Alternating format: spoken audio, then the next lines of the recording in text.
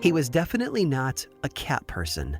In a world where the best and easiest way to learn about a person's likes and dislikes is by looking at their actions, he had sent a clear message. Cats, as far as he was concerned, were evil.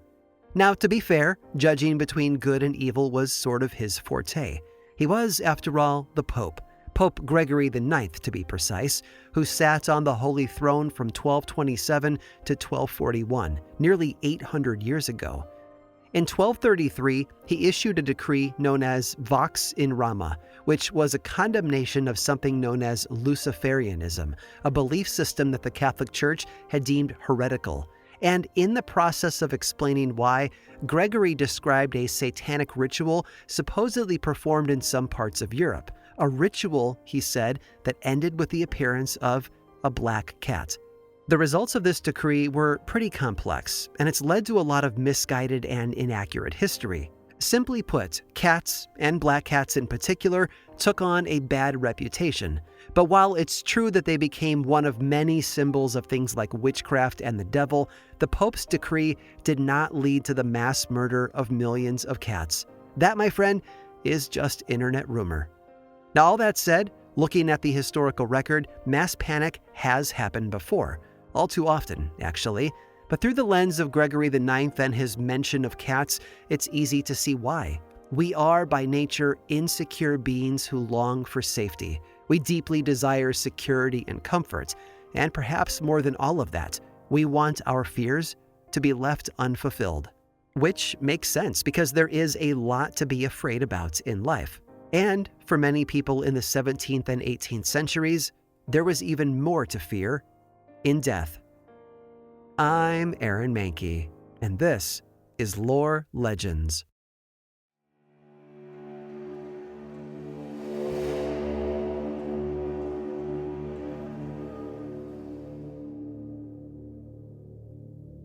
I think it's fair to say that quicksand has played a significantly smaller role in our lives than most of us thought it would.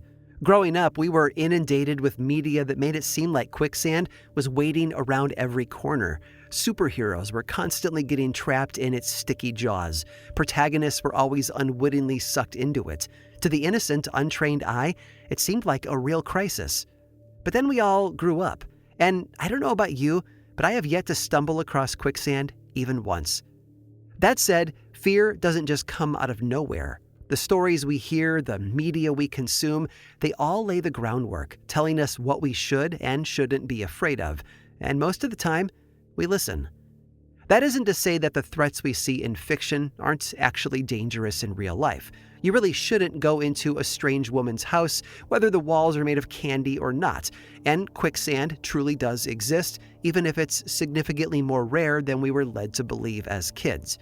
And back in the day, people truly were buried alive, often enough that for centuries on end, it was one of the most pervasive fears in Europe. But it didn't happen nearly as often as the literature of the day would lead you to believe. Here's the thing. Today we have tools to tell us when someone has really truly died. There are machines that monitor a patient's heart rate or keep up with their oxygen intake. Thanks to our mechanical arsenal, when death comes to call, we know. That said, before modern medicine came onto the scene, people thought they knew as well. And sometimes they got it wrong. Since the time of Pliny the Elder, there have been accounts of both medical professionals and family members mistakenly declaring people to be dead. Without a pulse, a heartbeat, or signs of breathing, they assumed the patient was gone. Of course, even back then, they knew that there were plenty of conditions that could weaken a pulse or shallow out a breath. But without the proper tools, it was hard to tell when someone was really dead or when they just seemed to be dead.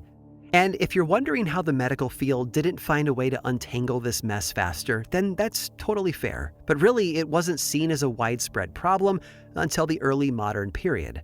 Most of the time, not all of the time, but most of the time, doctors were actually pretty okay at identifying who was dead and who wasn't.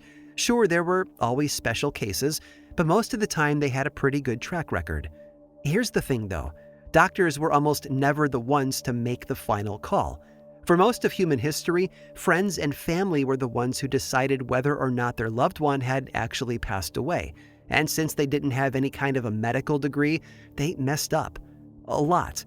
The situation got even worse in the mid-19th century when an increase in approved graveyards meant that people were burying their dead significantly sooner, often without keeping the corpse in their home for a few days the way that they used to.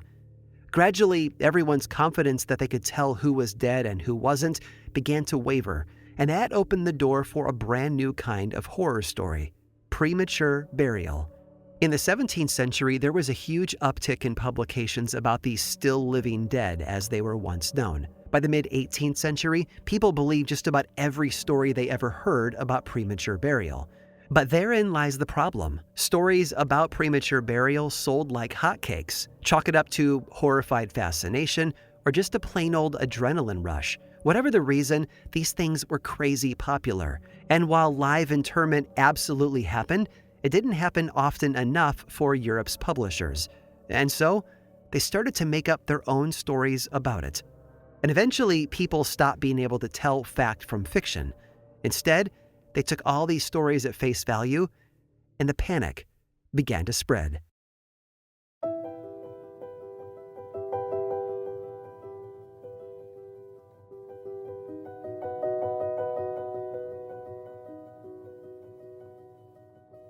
It was impossible to keep up.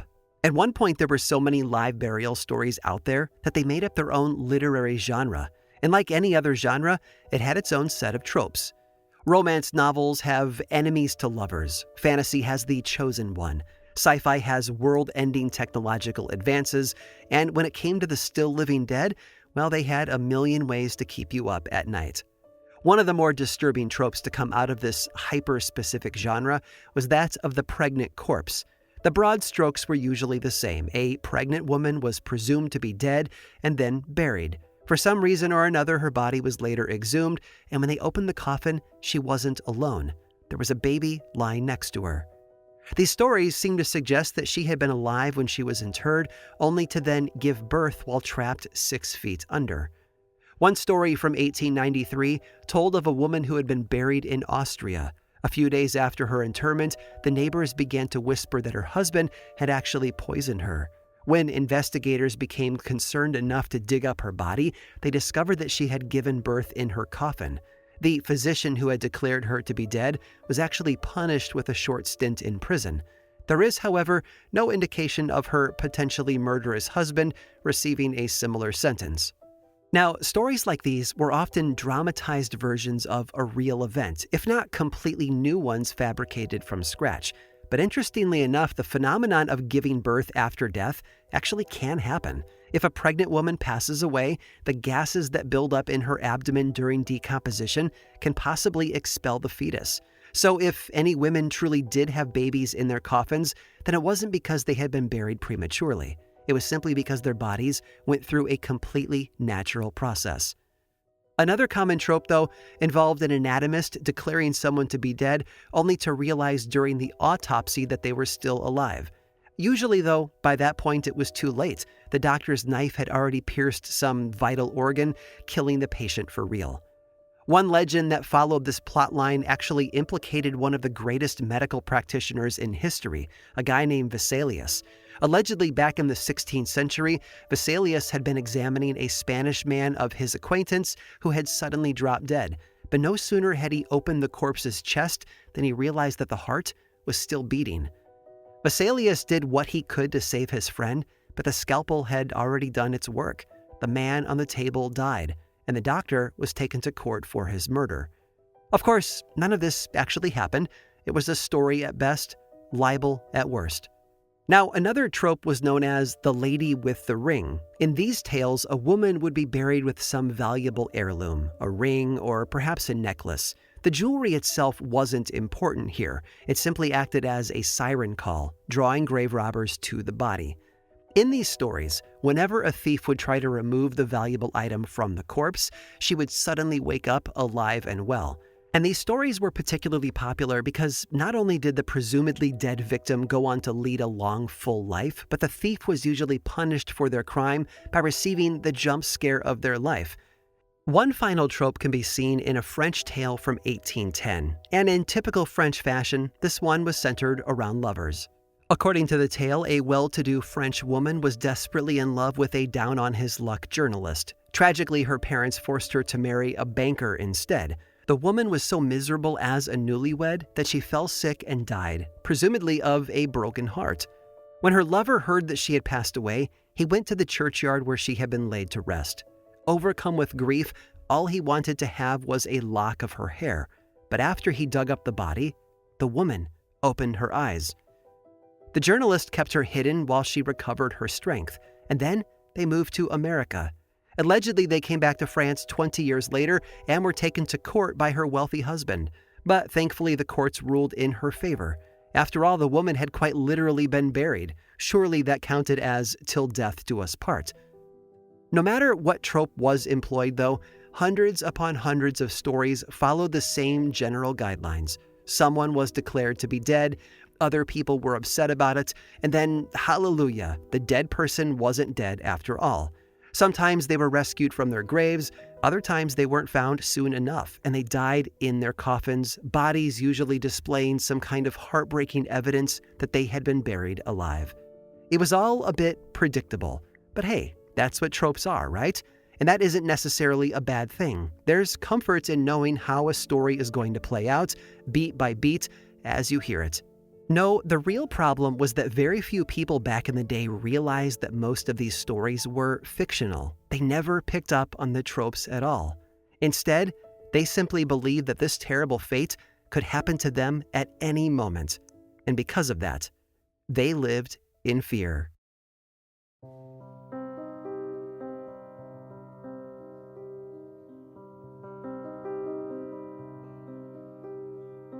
They didn't have a lot of nice things to say about her.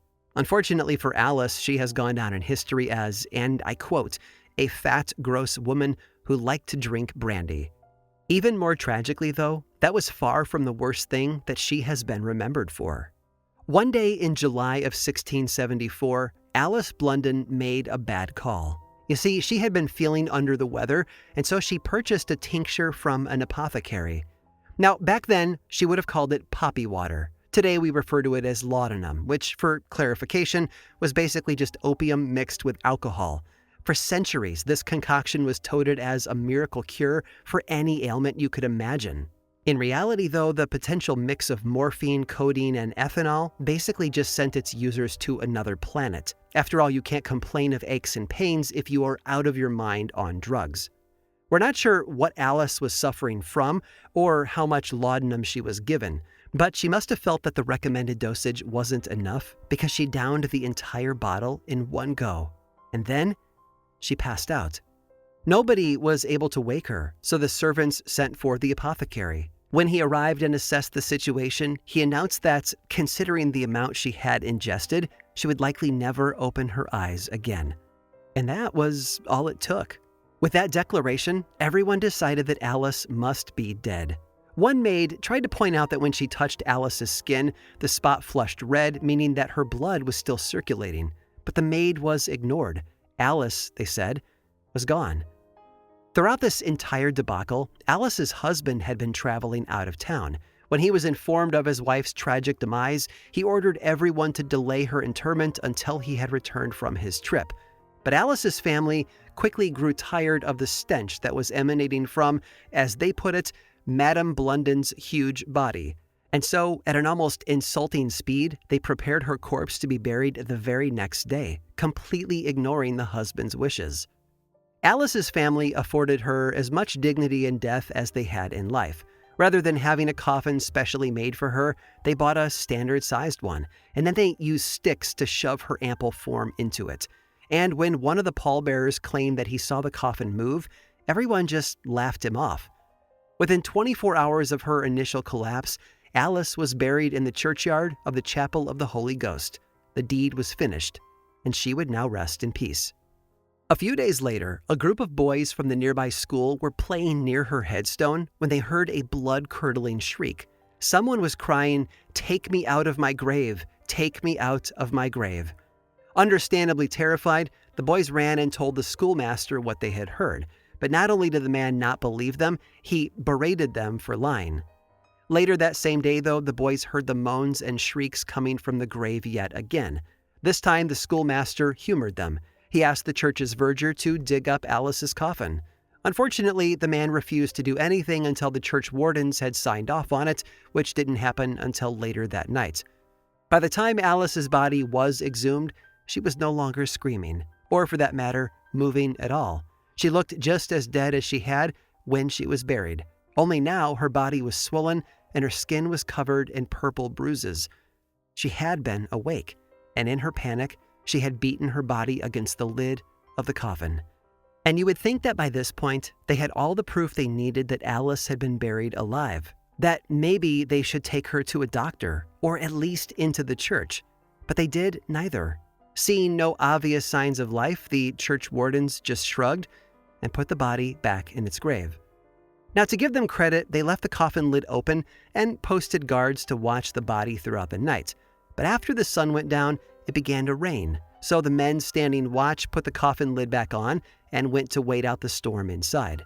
When they came back out in the morning, Alice was covered in bloody wounds. From what they could tell, she had scratched herself in yet another attempt to escape. She had even beaten her mouth to the point that it was bloody and raw. And so finally, the church wardens did what they should have done from the very beginning. They called for a doctor. But by the time he arrived, there was nothing he could do. Long after her burial, Alice Blunden had finally died.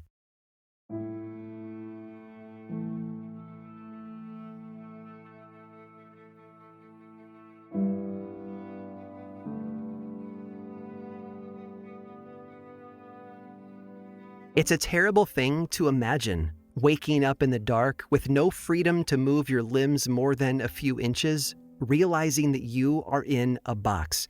And that's what Alice's final hours on Earth probably looked like, cramped in a tiny coffin, bleeding and screaming, until the only thing stronger than her terror was the inescapable pull to sleep.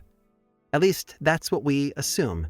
In reality, nobody was in that box with Alice. We can't say for sure how she reacted after she finally woke up. We can only guess. And the thing is, everyone might have guessed wrong. Do you remember how the schoolboys heard Alice screaming, "Let me out of my grave"? Well, historians think that those words may have been added to publications about the incident for shock value. In reality, the boys probably just heard some unintelligible shrieks and moans, which would admittedly be pretty scary. But scary or not, they may not have been intentional. Remember, when the coffin lid was opened for the first time, she was described as puffed up and her skin spotted with deep purple bruises. The church wardens assumed that she had broken and bruised her body by throwing herself against the sides of the coffin. But modern historians believe that something else might have taken place instead. Alice Blunden might just have already been dead. The description of her swollen, puffy, purple body more closely matches that of a decomposing corpse than a woman who has harmed herself. The bloody wounds that they saw the next morning could have come from bugs burrowing into her skin. And the terrible sounds that the boys heard inside her grave, well, they just might have been intestinal gases escaping from her throat. It's more than likely that Alice had died when she overdosed on the laudanum, and then everyone else, so scared of being buried alive, allowed their fear to cloud their judgment.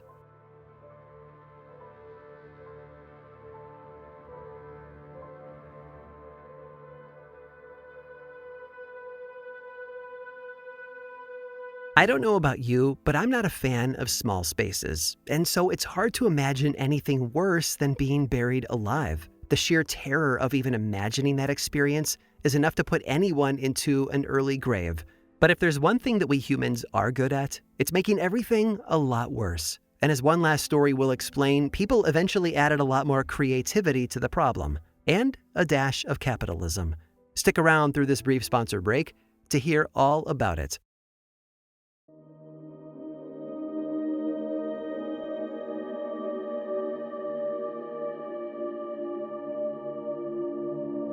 I know the big question on your mind right now. What should you do if you are buried alive? Well, if you have cash to burn, you might prepare yourself by investing in a safety coffin. For years, the most famous coffins on the market came from France, and the inventor, a man named Angelo Hayes, sure seemed to know what he was doing when he made this thing, as he should have. After all, the man had nearly been buried alive himself. In September of 1937, 18-year-old Angelo was thrown from his motorcycle and sent sailing through the air before crashing headfirst into a brick wall. Now, Angelo lived in a small village, and the local physician who treated him didn't have the experience or the tools to accurately diagnose injuries like that. So when he couldn't detect a heartbeat or a pulse, he declared that Angelo had been killed on impact. At this point in the story, accounts vary a little. Some versions claim that an insurance agent started poking around after realizing that Angelo's father had insured his son's life for an unthinkably large sum of 200,000 francs, and as part of their investigation, they exhumed the body 2 days later, only to discover the boy was alive. Another version, though, ignores the insurance bit entirely. Instead, it says that Angelo's uncle was so distraught by his nephew's death that he begged to see the body one last time before burial. But when he touched the corpse's hand, he realized that it was still warm, that his nephew was still alive. Either way, the point of the story was that Angelo was miraculously saved from a horrible, indescribable fate. And while a lot of people might process that relief by writing a book or giving a bunch of interviews, Angelo took a more creative path. He invented a safety coffin. Now, just to be clear, his wasn't the first on the market, but it did seem to have a lot more bells and whistles than the others. This coffin was equipped with comfy pillows, a library full of books, and a supply of dehydrated food. There were ventilation fans, a toilet, and a radio, so the occupant could call for help after they finished reading all those books on the toilet. The basic model cost 4,500 euros, which at the time was the same price as a brand new car. But if you desired more than the base model could provide, fear not, because there were upgrades. For just a bit more money, you could also have a refrigerator installed, an oven, and even a cassette player.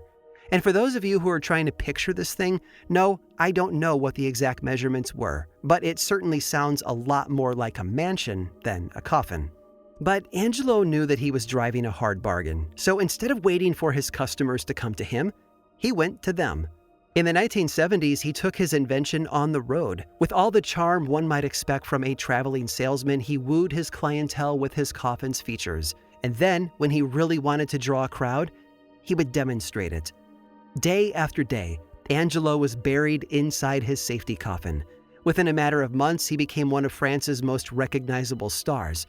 Heck, during one sales pitch in Bordeaux, he attracted over 25,000 people, all of whom had shown up to see him be buried alive. In another town, a television crew sent a camera down into the grave with him.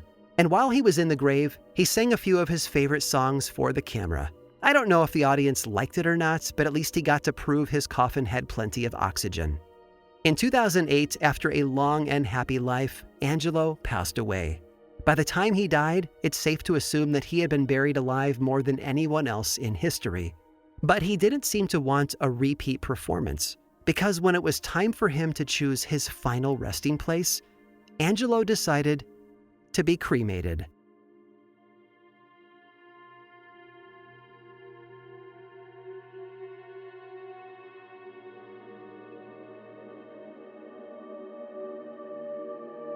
This episode of Lore Legends was produced by me, Aaron Mahnke, with writing by Alex Robinson and research by Sam Alberty. Just a reminder, I have a brand new history book coming out on August 4th called EXHUMED, which explores the roots of the New England vampire panic and the story of Mercy Brown through the lens of centuries of folklore, medical advancements, and pseudoscience.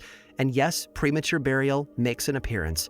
It's available for pre-order right now, and if you pre-order the hardcover, my publishers have a webpage available where you can submit your receipt and get a free, gorgeous tote bag. Head over to aaronmahnke.com/exhumed to lock in your copy today. Don't like hearing ads on Lore? Well, there's a paid version available on Apple Podcasts and Patreon that is 100% ad-free. Paid subscribers also get weekly mini bonus episodes called Lore Bites, and Patreon members specifically get discounts on Lore merch and access to my inbox. Learn more over at lorepodcast.com/support. And you can follow the show on Blue Sky, Threads, YouTube, and Instagram. Just search for Lore Podcast, all one word, and then click that follow button. And when you do, say hi. I like it when people say hi. And as always, thanks for listening.